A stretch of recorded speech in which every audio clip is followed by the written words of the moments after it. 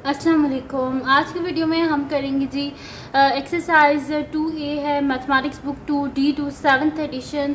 जो new edition आया new secondary books APS की जो बुक है उसका ये हमारे पास है जी। क्वेश्चन नंबर 3 है और क्वेश्चन नंबर 4 है जो आज हम करेंगे।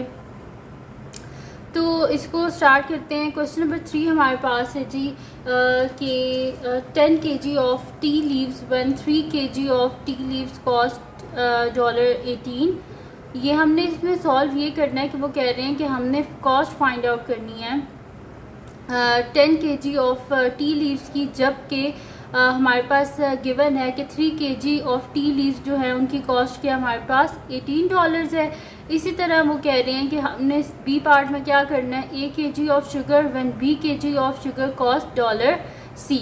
तो ये इसका थर्ड क्वेश्चन है, ये हम करेंगे और फोर्थ करेंगे और इसको स्टार्ट करते हैं। अब इसको स्टार्ट करने से पहले अगर अभी तक आपने मेरा चैनल सब्सक्राइब नहीं किया तो इसको सब्सक्राइब कर दीजिए और बेल आइकन को लास्ट में प्रेस कर दीजिएगा ताकि आपको न्यू आने वाली वीडियोस के बारे में पता चल सके। तो हम स्टार्ट करते हैं इसको। यहाँ पर मेरे पास है जी कि 10 kg of tea leaves one 3 kg of tea leaves cost $18। तो यहाँ पर मैं लिख लेती हूँ जी सोल्यूशन।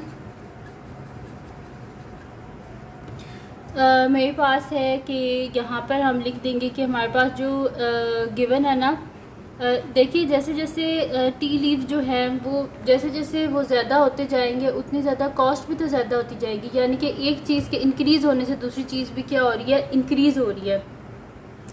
यानी कि जितनी ज़्यादा टी लीव्स होते जाएंगे उतनी ज़्यादा क्या होती जाएगी, उसकी कॉस्ट बढ़ती जाएगी। ठीक है, तो इसी वजह से मैं यहाँ पे लिख देती हूँ कि एक चीज़ के इंक्रीज़ होने से दूसरी चीज़ इंक्रीज़ हो रही है, यानी कि आपस में डायरेक्टली प्रोपोर्शनल है।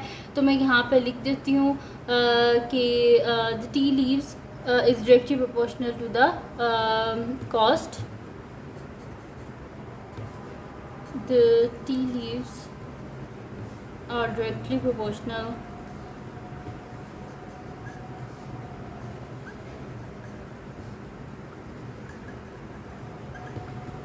Directly proportional to the cost. ठीक है, तो ये एक दूसरे की क्या है, डायरेक्टली प्रोपोर्शनल है। तो उस हिसाब से क्या है हमारे पास 3 kg ऑफ टी लीव्स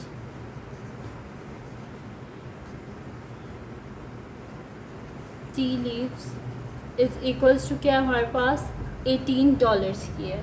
तो अगर हम लोग 1 kg फाइंड आउट करें 1 kg ऑफ टी लीव्स तो वो कितने के आएगी हमारे पास कि 18 डिवाइड हो जाएगा 3 से, और 3 कितने से 18 होते हैं, 3 6 से 18 होते हैं। उस हिसाब से 1 kg ऑफ टी लीव्स जो हैं इनकी कॉस्ट क्या है हमारे पास, इनकी कॉस्ट है $6। ठीक है जी। और अगर हमने 10 जो है kg tea leaves find out करना है तो जाहिर सी बात है बोथ साइड पे क्या करूँगी, 10 से मल्टीप्लाई। तो यहाँ पे हो जाएगा 10 kg of tea leaves is equals to मेरे पास हो जाएगा $6 into 10 which is equals to $60। ठीक है जी, ये आ गया मेरे पास। इसका ए पार्ट जो था वो सॉल्व हो गया, ए पार्ट। ठीक है जी, अब इसका बी पार्ट हमारे पास है। हमने करना क्या है, यहाँ पे लिखा हुआ है A kg of sugar one B kg of sugar cost $C।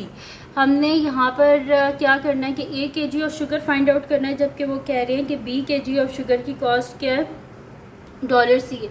ये दोनों भी एक दूसरे के डायरेक्टली प्रोपोर्शनल है कि जितना ज़्यादा चीनी जो है वो उसका वेट बढ़ता जाएगा उतनी ज़्यादा जाहिर सी बात है कॉस्ट भी क्या होती जाएगी, बढ़ती जाएगी। उस हिसाब से ये दोनों आपस में क्या है, डायरेक्टली प्रोपोर्शनल है। तो वही चीज़ आप यहाँ पे लिख दें कि the mass of sugar is directly proportional to the cost. तो मैं यहाँ पे लिख लेती हूँ सोल्यूशन बी पार्ट, और यहाँ पे हम लिख लेते हैं कि the mass of sugar is directly proportional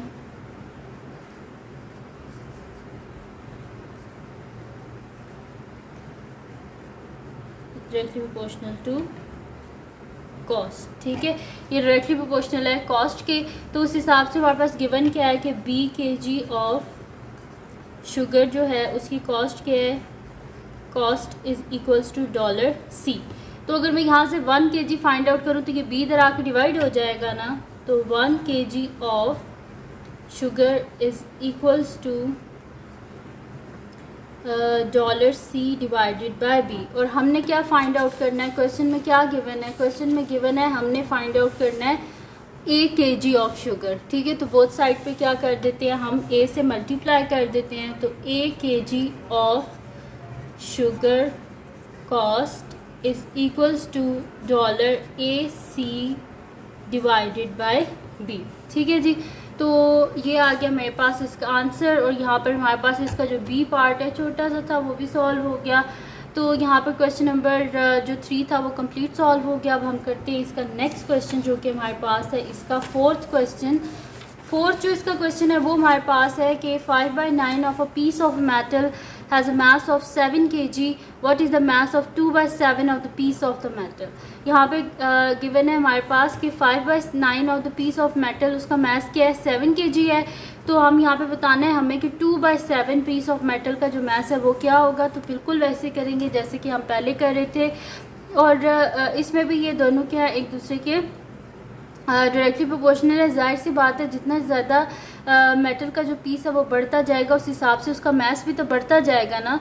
तो जैसे आप डेली लाइफ में ले लें, अगर एग्जांपल ले लें कि अगर आपके पास एक कह लें कि 3 मीटर का कोई पीस है आपके पास मेटल का, तो उसका जो वेट होगा वो कम होगा एज़ कम्पेयर टू अगर आपके पास कोई 5 मीटर्स का कोई पीस होगा मेटल का। ठीक है, तो जैसे जैसे साइज़ बढ़ता जाएगा मेटल का उतना ही ज़्यादा उसका वेट होता जाएगा, यानी कि आपस में क्या है, डायरेक्टली प्रोपोर्शनल है। तो मैं यहाँ पे लिख देती हूँ कि क्वेश्चन नंबर 4 हम कर रहे हैं, तो मैं यहाँ पे लिख देती हूँ सोल्यूशन क्वेश्चन नंबर 4। तो यहाँ पर हम लिख देते हैं कि the amount of metal,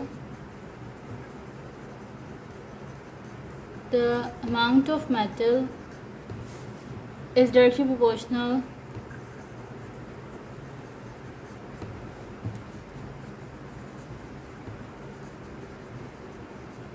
directly proportional to the mass of metal। ठीक है जी, तो यहाँ पर हमारे पास क्या गिवन था कि 5/9 ऑफ पीस ऑफ मेटल का मास क्या है, 7 kg। तो वही मैं यहाँ पे लिख देती हूँ 5/9 of piece of metal